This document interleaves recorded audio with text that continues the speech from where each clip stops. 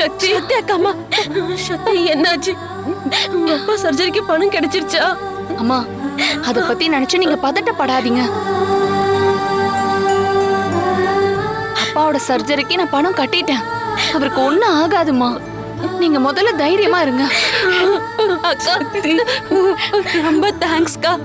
நீங்க மட்டும் இல்லைன்னா அப்பாக்கு என்ன நடந்திருக்குமோன்னு என்னால இமேஜின் கூட பண்ணி பார்க்க முடியலக்கா.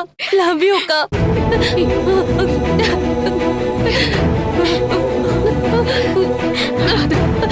சக்தி, உனக்கு இந்த அம்மா மனசார வாழ்த்து சொல்றேன். எங்க குடும்பத்தோட கோலசாமியே நீதான் அம்மா. அம்மா, எதுக்கு இப்ப நீங்க ரெண்டு பேரும் பெரிய பெரிய வார்த்தையெல்லாம் பேசி இப்படி ஃபீல் பண்றீங்க? அவர் எனக்கும் அப்பா தானே. அவருக்கு ஒண்ணுனா என்னாலையும் பார்த்துட்டு சும்மா இருக்க முடியுமா? ஆமா சக்தி, இவ்ளோ பணத்தை நீ திடீர்னு எப்படி ரெடி பண்ண? எங்கேயாவது கடன் வாங்குனியா? அம்மா, அதெல்லாம் விடுங்கம்மா. நான் யார்கிட்டயும் கடன் எல்லாம் வாங்கல.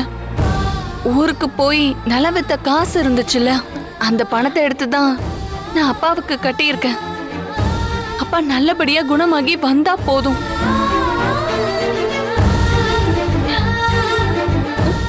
சக்தி, சுத்தி இருக்கிற சொந்த பந்தமும் கூட பிறந்த யாரும் கூட செய்யாத இந்த உதவிய நீ இப்ப செஞ்சு என்னோட தாலி பாக்கியத்தை காப்பாத்திட்ட சக்தி. ஆனா நான் இதுக்கு எப்படி நன்றி சொல்ல போறேன்னு தெரியலம்மா. அம்மா, சாக கிடந்த எங்க குடும்பத்தை நீதான் பொழைக்க வச்ச. இப்ப சாக கிடக்கக்கூடிய என் புருஷனை நீ காப்பாத்தி எனக்கு மாங்கல்ய பிச்சை போட்டிருக்க. உன்னோட இடத்துல யாரா இருந்தாலும் இவ்வளவு பண்ண மாட்டாங்க. இதுக்கெல்லாம் ஒரு பெரிய மனசு வேணுமா? உனக்குன்னு எதுவுமே வச்சுக்காம எல்லாத்தையும் எங்களுக்கே பண்றியம்மா. பதிலுக்கு நாங்க உனக்கு என்ன கைமாறு செய்ய போறோன்னு தெரியலம்மா.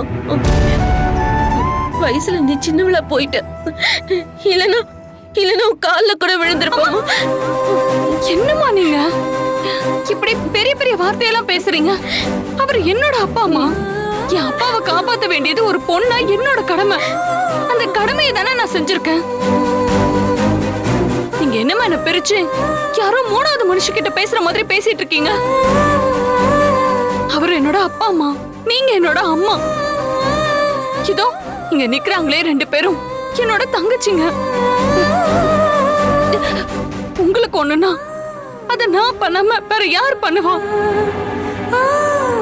எனக்கு ஒண்ணுனா நீங்க எல்லாம் துடிச்சு போயிட மாட்டீங்களா? அதே மாதிரி தானே உங்களுக்கு ஒண்ணுனா நானும் துடிச்சு போயிருவேன்.